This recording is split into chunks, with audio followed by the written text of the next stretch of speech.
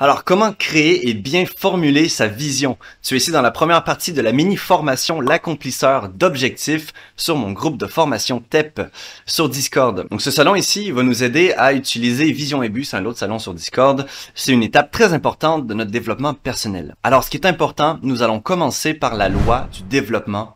Le calme intérieur. C'est ce qui te permettra d'intégrer les bases et éviter d'avoir à recommencer dans 2 mois. Il est mieux de faire travailler notre imagination depuis un espace de sérénité, sécuritaire, calme et reposé. Tu peux utiliser une méditation guidée ou simplement observer ta respiration pendant 5 à 10 minutes, jusqu'à 1 heure selon tes besoins. Lorsque tu sens que ton esprit est calme, hors de toute forme d'agitation, de stress, là, tu as ton point de repère sur la vie et une meilleure fondation pour te projeter dans le futur. Le but étant de se mettre régulièrement le plus souvent possible dans cet état. Alors pourquoi?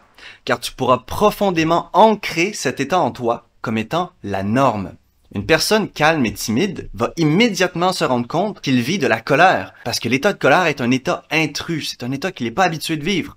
Donc le but ici, c'est d'avoir une base calme pour pouvoir repérer tout de suite lorsqu'on est en état d'agitation mentale. Et donc se rendre compte qu'il n'est pas sage de prendre une décision tout de suite, puisqu'on est en colère. Les pires ennemis pour tes décisions futures, c'est la peur, le rejet, le manque, l'attachement, la colère, le contrôle, le stress, l'incertitude. Lorsqu'on développe son calme intérieur, l'amour reprend son pouvoir. Tes décisions dépendront alors de ta passion, ton attirance, ton excitation, le vouloir, la nouveauté, la contribution.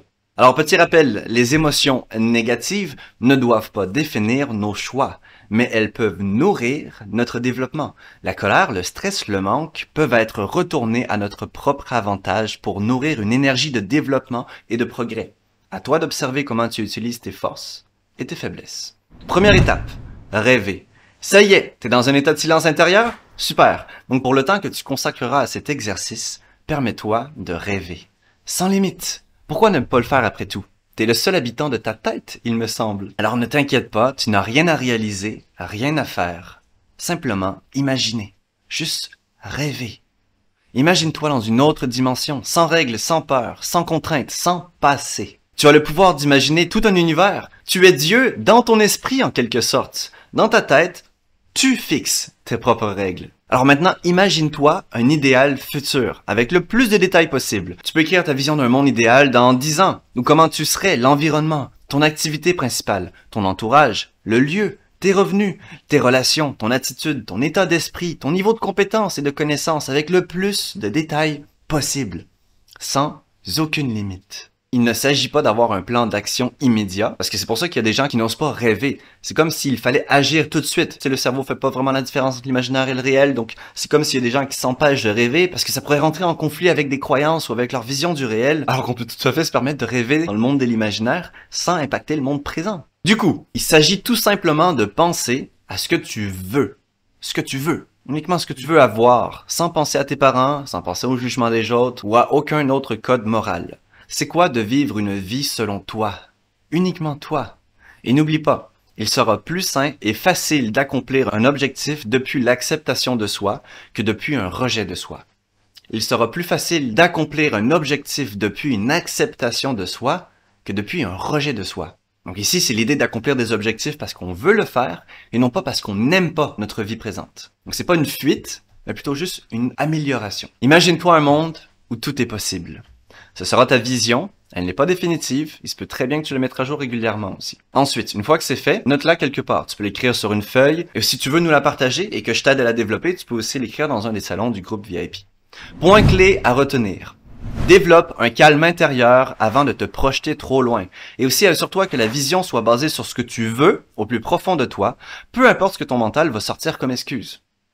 Deuxième, s'aimer inconditionnellement, sans condition, c'est le point de départ pour se fixer des objectifs, car ils seront fixés par amour pour étendre notre expérience de vie et non pas par effet secondaire à notre domestication mentale.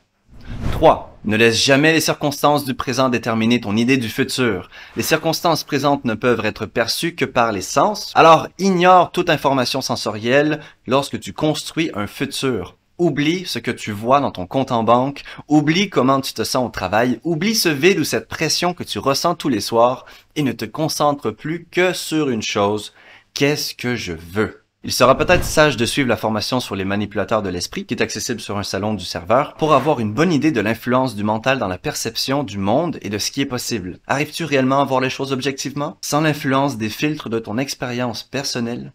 Et enfin, cinquième point, n'oublie pas que la visualisation de ton futur, c'est une technique qui peut s'axer vers la performance. Et on n'entre pas dans la performance si on est encore dans le monde de la survie. Alors, assure-toi d'avoir une bonne connexion avec le réel, avec ton corps, dans ta vie présente ici, avant d'essayer de t'imaginer et de te projeter trop dans le futur, pour trouver un bon équilibre entre être connecté à soi-même et aller vers un objectif. Petite mise à jour et petit bonus, selon la meilleure définition que j'ai trouvée, le succès, c'est la réalisation progressive d'un idéal digne. J'entrerai un petit peu plus dans les détails, mais donc la première étape au succès, c'est savoir c'est quoi ton idéal. Du coup, ça, on revient à l'idée de la vision. J'adore cette citation qui dit que « An ideal is an idea that you fall in love with ». James Allen. Et ton idéal, pour t'aider à le trouver, tu dois être confortable à l'idée d'échanger ta vie contre cet idéal. Nous allons de toute manière échanger notre vie contre quelque chose. Nous transformons chaque seconde en souvenir. On passe notre vie à échanger du temps contre des souvenirs. L'idée, c'est de s'aligner avec un désir qui fait du sens pour l'instant et qui pousse les limites du possible. Puis tester avec la répétition si cette idée est réellement faite pour nous. Parce que quand tu auras trouvé ce truc, cette mission de vie ultime, plus rien ne sera assez fort pour te l'enlever de l'esprit. Depuis le jour où j'ai regardé la vidéo d'Eric Enmides, je n'ai jamais douté de ma vision et de mon rêve de faire des conférences à travers le monde. Être dans l'éducation, la maîtrise de soi, selon la voie Toltec. Alors si tu n'as pas encore ce déclic, aucun problème, entraîne-toi à le chercher. Parfois il se trouve dans nos réflexions d'enfants. Tu sais, ces premiers rêves qui ont naturellement émergé quand on était petit. Prends le temps d'y penser. Mais rappelle-toi que si tu n'as pas ce déclic, cet objectif de vie ultime, tu as quand même des petits objectifs. Quand on pense ne pas avoir d'objectif, peut-être que l'objectif c'est de trouver un objectif. Ou peut-être que l'objectif, c'est juste de se sentir bien dans notre vie, ou d'avoir un niveau de clarté dans notre vie, ou d'aller trouver une copine, d'avoir une maison. Peu importe c'est quoi l'objectif, on a tendance à se dire qu'un objectif, ça doit être grand, gros, loin. Non, un grand objectif pour quelqu'un peut être un petit objectif pour toi. L'idée, c'est de se recentrer sur moi. Qu'est-ce que je veux? Qu'est-ce que je souhaite atteindre? Je fixe ça comme intention. Et je le répète, et je le répète, et je le répète, pour tester sa solidité. Si ça tient pas dans le temps, c'est que c'est pas réellement l'objectif que je veux. C'est que je me suis accroché à autre chose.